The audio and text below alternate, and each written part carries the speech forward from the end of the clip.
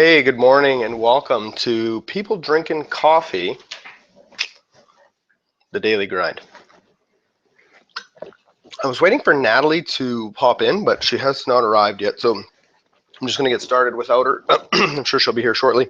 For those of you who are just joining, let me know how the audio is. I was having a few minor issues getting that set up so that it would sound well. So I think that we got it covered, but today's People Drinking Coffee is brought to you by Slim Roast Coffee. It's a nutritious, healthy coffee that contains wonderful ingredients like ginseng, Garcinia cambogia, and many other healthy ingredients. So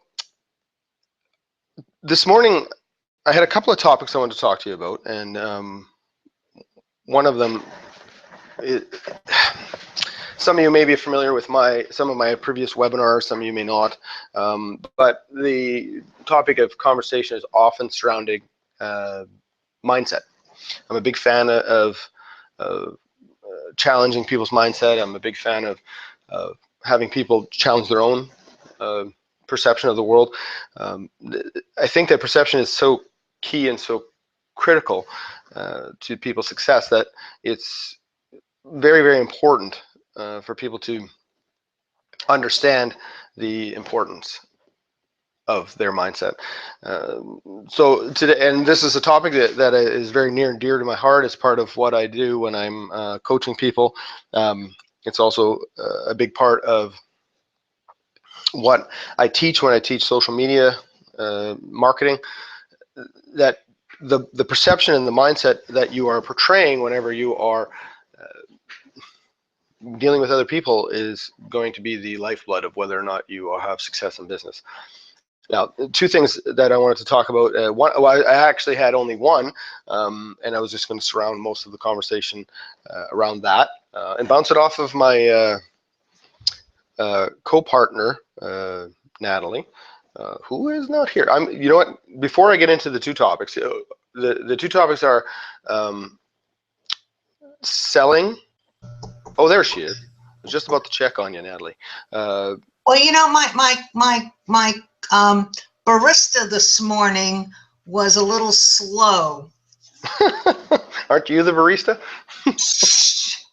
Oh, wait a minute. So, well, let me just back up for a moment and welcome Natalie to the show, because she is my partner in crime, my coffee partner in crime. So today's inaugural first, whatever synonym you want to use there, People Drinking Coffee, the Daily Grind, I just love that phrase, is going to be hosted by both myself and Natalie.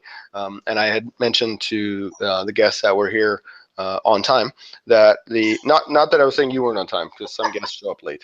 So no, I wanted you here early because I was testing my audio and I wasn't sure how well it was going, because it normally the way that I have my microphone placed, it works well, but the little green lights that show up on the screen down at the bottom here and off on the left or right on my which I don't think anybody else can see, they weren't really flickering at that nice level where it was, showing that a strong sound.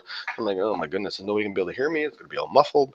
But then at the last minute, I think I found a good. Can you see it even? It's right here. It's blending in.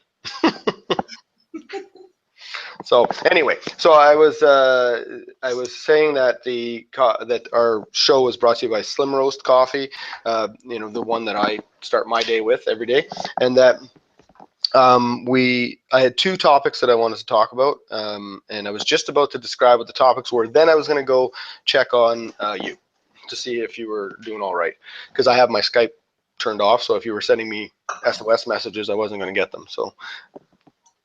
No, in fact, I'm going to turn my Skype off while we're talking, because this way the thousands of people that are going to call and ask me questions.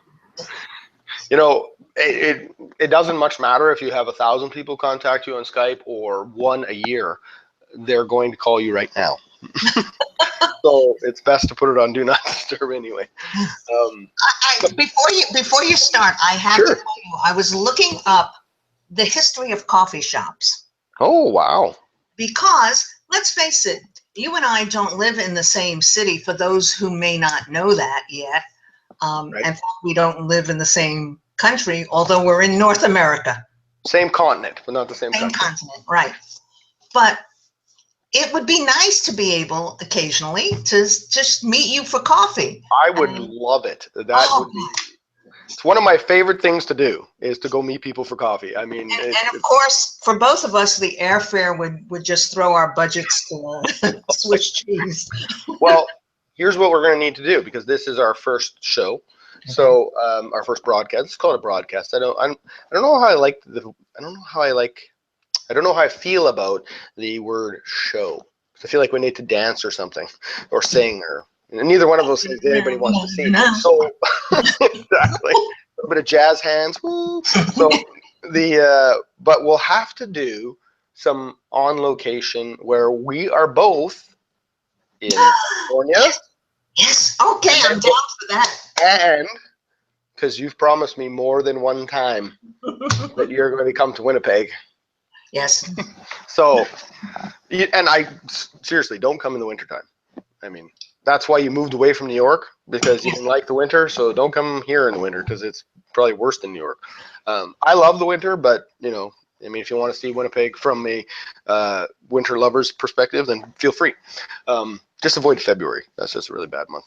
So anyway, so we'll have to do some of these where we are live on location, or we could just meet in another city halfway in between.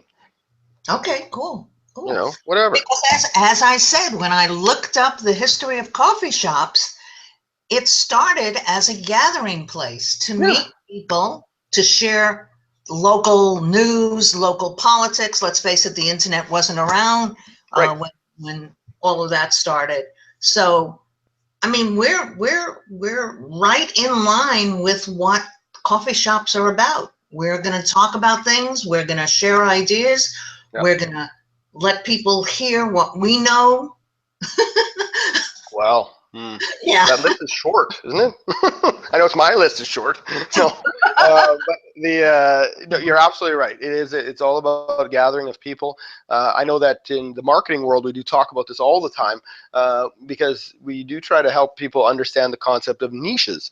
And one of the analogies we often use is a coffee shop.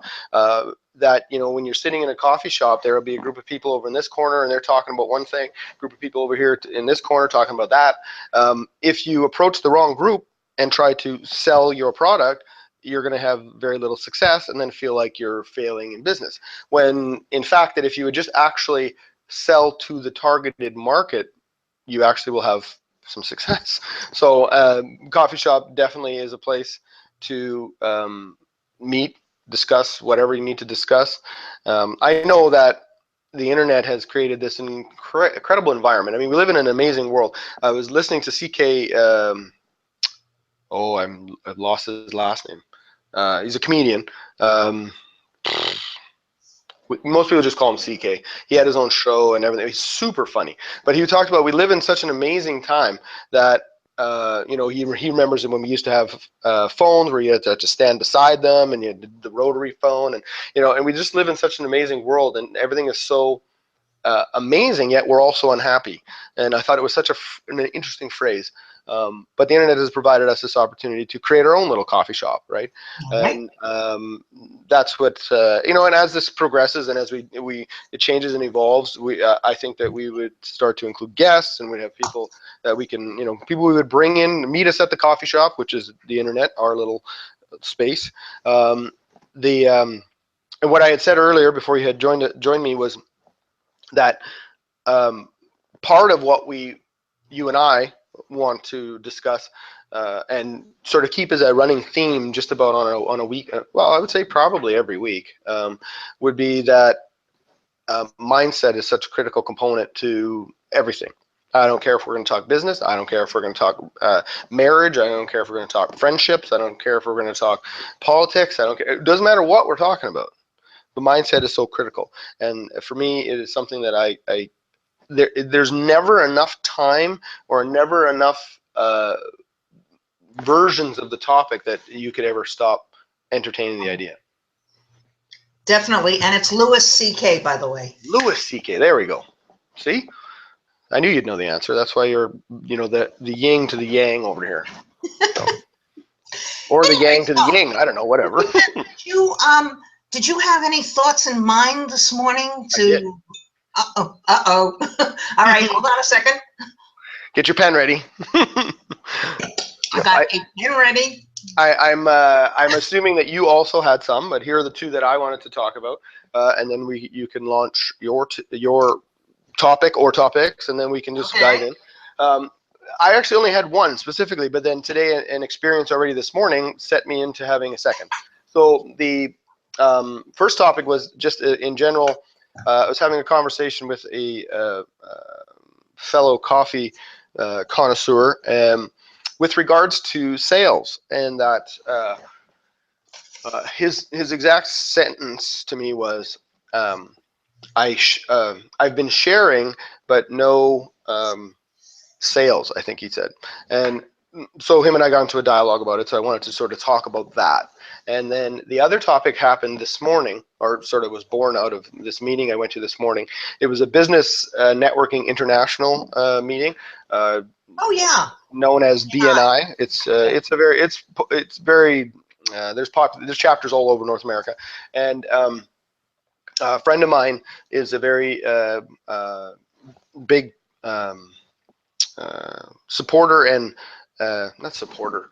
She's a member of the Synergy chapter, and I think she might even be one of the founders. Now, don't quote me on that, but of that chapter. But she she's an event producer, so she's very, very busy producing an event right now here in Winnipeg, and unfortunately was unable to make her commitment to the meeting, so she asked me to sub in for her. So because I've been to the chapter a few times as a guest, so I'm familiar with the people there, and so I stood in for her there. And during this meeting, something took place that was very I don't want to give it all away until we talk about it, but it was just something that it impacted everybody in the room. But all I could think about the entire time was how their mindset would have changed the entire scope if they could have wrapped their head around controlling their mind. So those are my two topics. I don't know if you had any that you wanted to throw around a little bit later. Well, tell you what, why don't you kick it off, and I will see how my mindset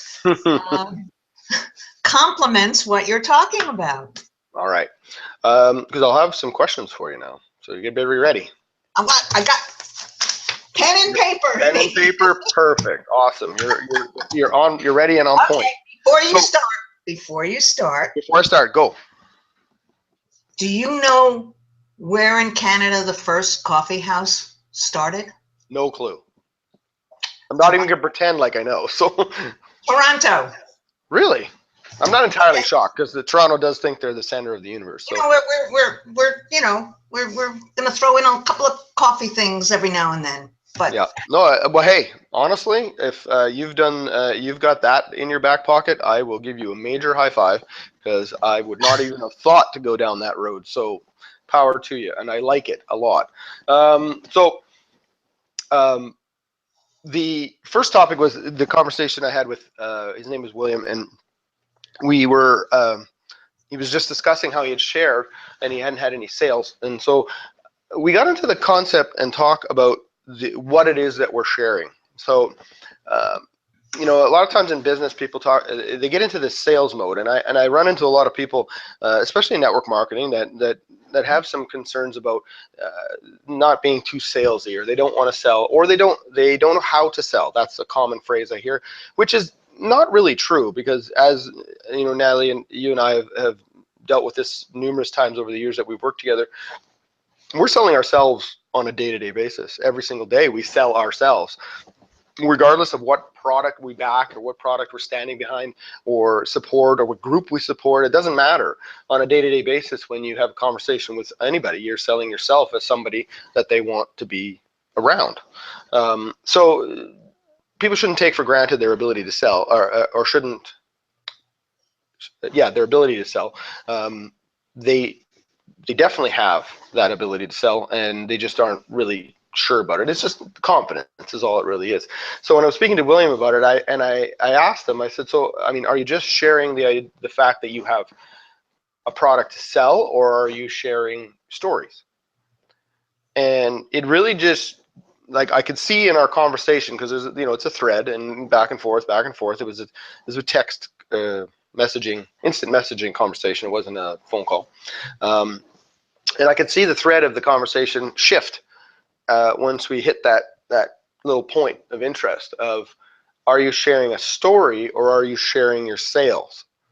And it made a huge difference, because like in the way that he was thinking about his approach. Now, there was a really great book that was written in the early 90s by a woman by the name of Faith Popcorn. And it was called The Popcorn Report, I believe. And she talked about what's happening today in today's society, about people doing business with people, and rather than businesses doing business with people. And so when people do business with people, it's all about the know, like, and trust factor, which, again, Natalie and I have talked about numerous times in the hundreds of videos we were webinars or broadcasts we've done together, or just in conversation. But that know, like, and trust factor is something that you can't really buy it. There's just no way to buy it. It doesn't matter how good you are at sales. It doesn't matter how slick you can be. If you're not genuine, honest, and authentic, the fact that your ability to gain someone's trust through them knowing you and liking you, you're pushing a wet noodle uphill. You're fighting the battle all the time. And the easiest way to crack down that barrier of someone getting to know you, because that's stage one. Know, like, and trust it's 3 stages, and you can't just jump around and pick whichever one you want. It's stage 1, know, stage 2, like, stage 3, trust. So you have a 3-stage process. So if you're beginning a business, whether you're network marketing, brick and mortar, whatever it is you're planning to do, you simply can't just walk in there and expect them to trust you. It's just not going to work. I mean, yes, when you're in a sales position and you actually have the people come to you, well, they're already looking for something. So now your ability to, they already know who you are. They already know what you're about. So you've got that one in the bag already. So getting them to like you, well, you could probably do that pretty quickly. But one of the quickest ways to break down walls and barriers between people is share stories. And often when people first start in a new business, they don't have a story to share because they're new. And I highly recommend that you take some time to get to know some of the leaders that are part of whatever organization you're working with, and spend some time learning their story, because you can use their story while you build your story. And I think that that's a really, really critical component. So my question to you, Natalie, would be, in the business that you are a part of, and in the work that you do on a day-to-day basis, where do you find the most challenging component of the know, like, and trust triad, if you will? Well, I think, me personally, it's the trust factor. We live in a world where people are so inundated with hundreds of things on a daily basis, and you hear all the horror stories first before you hear the success stories. And I believe that impacts their ability to easily trust you. Mm-hmm, mm-hmm. That's a great point. I mean, media is they do such an exceptional job. I mean, if you're rating them, if you're trying to find a positive in the media, they do an exceptional job of stirring things up. And they do an exceptional job of painting a very one-sided picture. They claim, media, that they're trying to be indifferent and impartial and tell both sides of the story. Yeah. They don't. I mean, It's all about ratings. yeah, I mean, it is. It really is. I mean, this is a very sensitive subject, so I even feel caution to even touch on it. But I also feel that it's an important. It's important for people to understand how powerful their mindset is and how critical it is for them to protect it. I was reading it was online because I spend more time online than I do, and I don't read newspapers. I don't listen to the news. I don't watch newscasts. I don't watch news broadcasts. I don't do any of those things because I'm not interested in the media's version of what the world is doing. Um, I happened across, because in Facebook you don't really have much choice to see certain things that you may or may not normally watch, but the headline caught my attention, which is exactly what it's supposed to do. But I had to protect my mindset, otherwise I would have fallen prey to exactly what it was trying to accomplish. The headline was, and well, I'm not going to read the exact headline because it's actually quite horrible. But it was in reference to those attacks in the Middle East, the ISIS attacks in Middle East on actual Middle Eastern cities as opposed to Western cities, which is, everybody was suddenly all shocked that, oh, what, ISIS attacks everyone? Yeah, they do. But anyway, the headline was written, Muslims, and then it went on to say that, there was something to beheading children, and there was just a lot of very graphic words in this headline, but it read Muslims, and so it caught my attention, and I thought, what?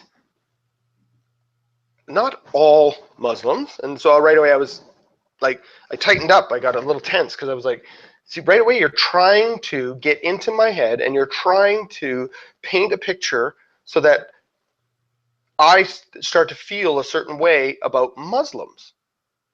And then when I read the tagline, it then indicated that it had to do with ISIS. I thought, shame on you, shame on you, shame on you, media. Mm-hmm. Because that headline should have read ISIS, whatever. I mean, pardon, I say it should have.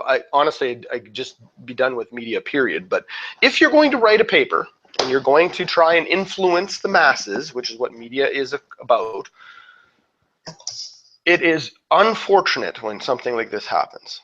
I happen to have many, in the restaurant industry that I am a part of, we have a number of Muslim employees, and they're amazingly wonderful people. And even I've spoken to them about this exact scenario, this exact problem, this headline, this whole thing, and you could see it on their face. And I'm a student of people, and I believe I have a gift to be able to read people to a certain degree, and you could see the pain in their face during our conversation, because they know that all these types of media atrocities just makes their life more difficult when it doesn't have to be. And thank God we, in my specific scenario, these young men are living in Winnipeg, Canada, so they have a little bit of better shot at not being massively affected by an article like that. But it was the moment that it dawned on me that mindset has to be so protected. And what were they doing? They were selling a story. Remember, just to wrap it up and bring it back, and that know, like, and trust. They were selling a story. They made up the story in the headline, and then they made the real story below. But you have to always be on guard. It's so important. Which actually is a nice segue into the second topic, because I don't want to get too hairy deep on this headline. But your comments on that headline and protection of your mindset when it comes to mainstream media.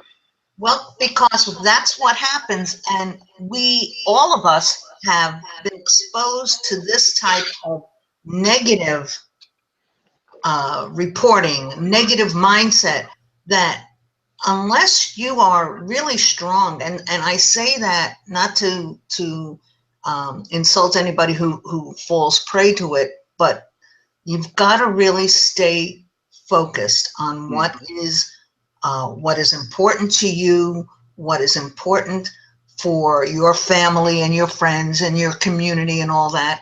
And you have to think of the things you as a person can do so that you are not promoting the negative mindset, not promoting the hate that's out there.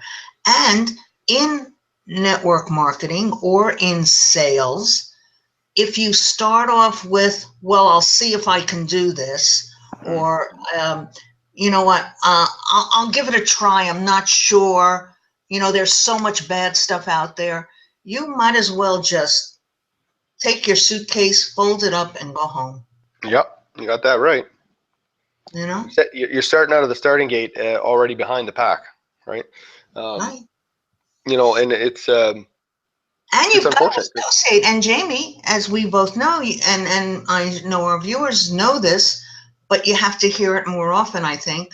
You have to associate with like-minded people, people who have the right mindset. You said it yourself a few moments ago. You mentioned getting to know the leaders in whatever niche you're involved in promoting, or whatever you're marketing, or whatever industry you're in. You need to associate with people who think in terms of accomplishments, think in terms of success, Yep, think in terms of moving from here to there. yep, absolutely. You couldn't be more right. The law of association is a universal law. Mhm. A very good friend of mine, Tanya. She's a life coach, a remarkable young woman. I've watched a number of her webinars, and one of the things that she talks about is the universal laws, and one of them is the law of association. And if you find that you're not really happy with where things are in your life, one of the things you should really consider changing is who you spend your most amount of your time with. It's a big piece of that puzzle. Part of the reason why, when Brenda asked me to sub for her this morning, my immediate answer is yes. Did I have to get up early? Of course I did. Did I have to make sure I got back home in time to do this? Yes, of course I did. But getting around more business-minded people, people who are trying to achieve, trying to have success, trying to grow, trying to become better, those kinds of things, definitely, as often as I can, because the rest of my day is going to be better. As much as I'm a big proponent of mindset, uh, not all my days are 100% rosy, and I wake up and the world is just rainbows and wonderful. Bad stuff happens. It's not if it's going to happen, it's when. So it's a matter of being able to keep yourself moving in that direction. But when I start my day at a place like BNI or Toastmasters, which I do on Thursdays, the rest of the day just goes like in lockstep with the kind of mindset that my day starts with, which is the great lesson of, what do you do when you first get up? Do you just go sit in a corner and worry And about the day, doesn't or do you? that take you back to the statement you made about selling yourself? How do you sell yourself Yeah. if you're in a negative place, if you're Mm-hmm. not, if you're in a dark place, if Yeah. you've gone to the dark side, for Yes. our Star Wars fans out there? Woohoo! Star Wars forever. Yes. Yes. You know what? I don't know how many years are going to go by, but I'll tell you one thing: Star Wars is never going to get old. I just gotta say. So we're already rolling into a close to 30 minutes, so I'm gonna jump right into the next topic, because I don't want us to spend too much time, because I really just wanted to have one topic, because it makes the 30-minute window pretty quick. But because it happened today at the BNI, I wanted to bring it up, and we can probably take care of it pretty quickly. So the way a BNI meeting runs is pretty straightforward.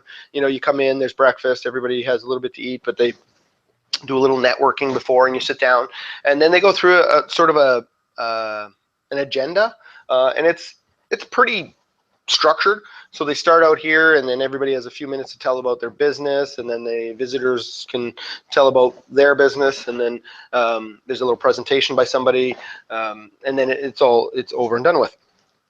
Now, we're at the Winnipeg Winter Club, which is going under a lot of renovations. Like every corner of the building is under renovations. I don't know why they're doing it all at one time, but whatever, doesn't matter. I'm not in charge. So so at one point, so we're sitting in a room that has an open door, so there's no way to close it off, right? And so at the very end of the hall, down by where the stairs are, there's clearly something happening over there that is requiring some loud air gun type nailing, I guess, or stapling or something. It's that constant pa pa pa pa pa pa, but it was really loud, and it was emanating all the way into our space, to the point where everybody had to speak up a little bit. Their volumes had to raise. Not so bad, because then people pay attention. But here's what I found absolutely fascinating, because again, being a student of people, I'm often not annoyed by things like this. I'm fascinated by them. So I'm sitting there, and all of a sudden, the starts going, and the first person that it affected, they just raised their voice a little bit. Suddenly, their spiel, whatever you want to call it, their little 60-second commercial they have, so to speak. Elevator pitch.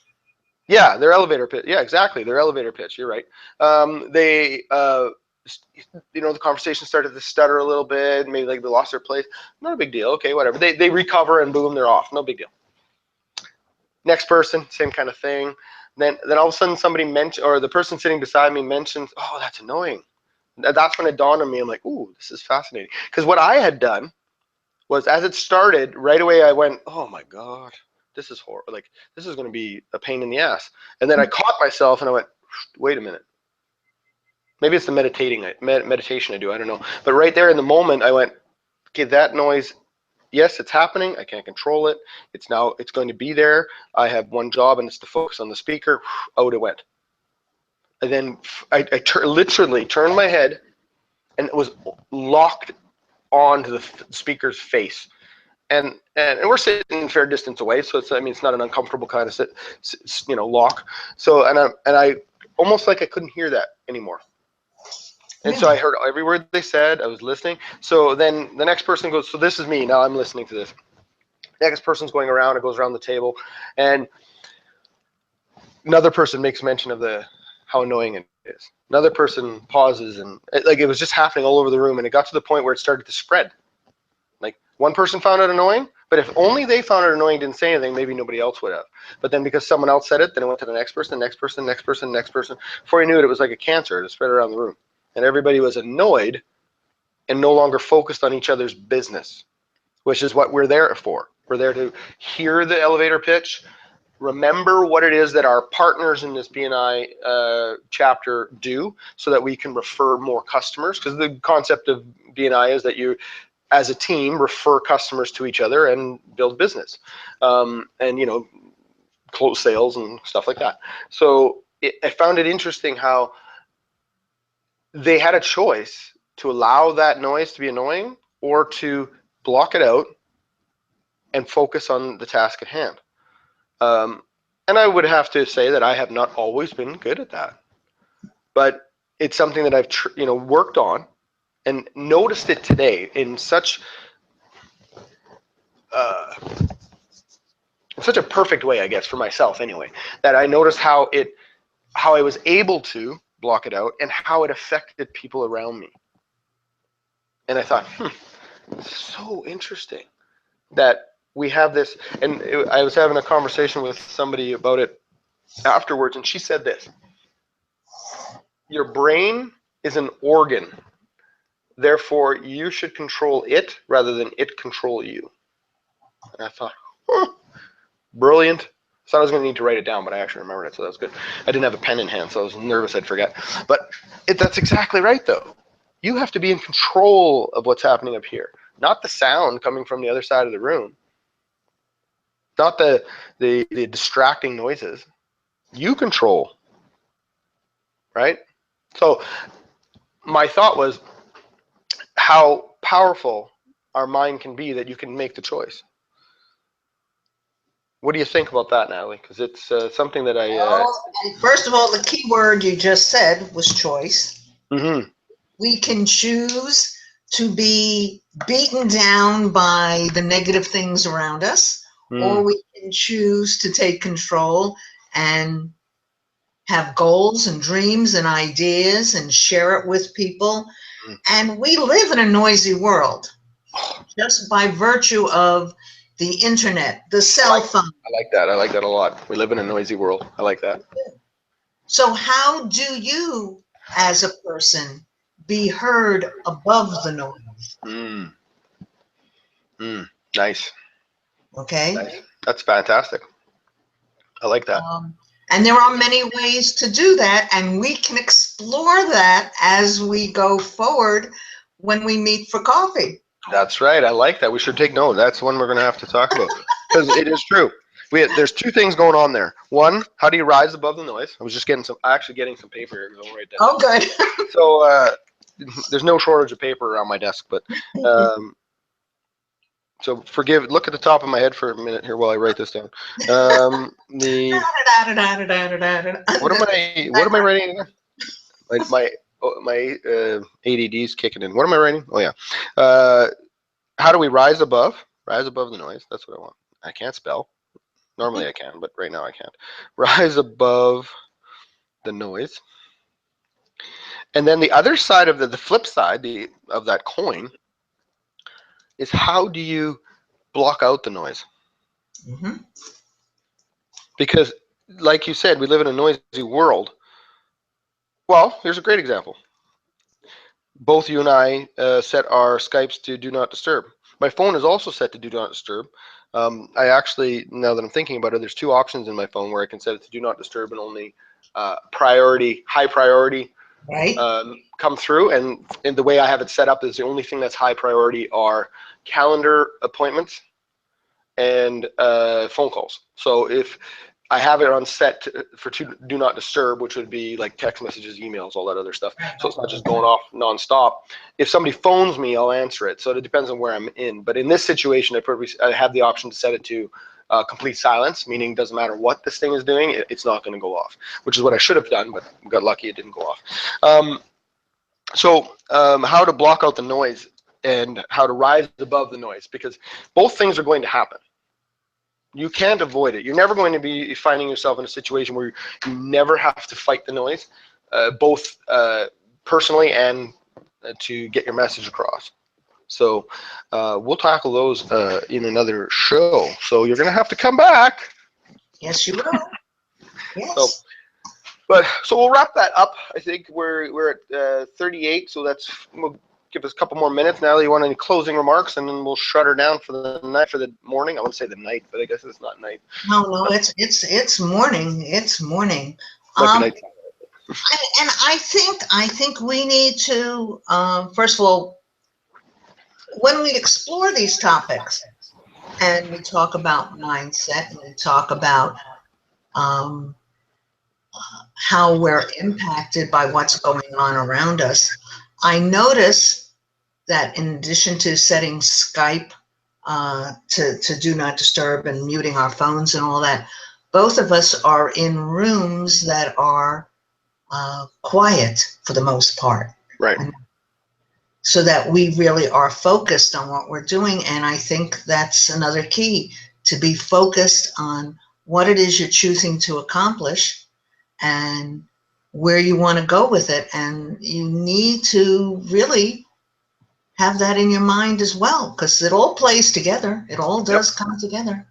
I totally agree. Great points. It's where you produce your video is important. If you're going to run videos, and me personally, a huge supporter of video marketing. Sometimes a noisy place is good. It just depends on what you're trying to accomplish with that video. In this case, yes, a little quieter is good. The only thing that was probably out of my control is if my dog decided to show up, which is rare. He tends to sleep a lot, so we're good. But from that perspective, just being prepared for the unexpected. I think that just doing our webinars as we are, it makes them more authentic. I mean, I hope that we get that across to you guys, that we are just two people having a conversation.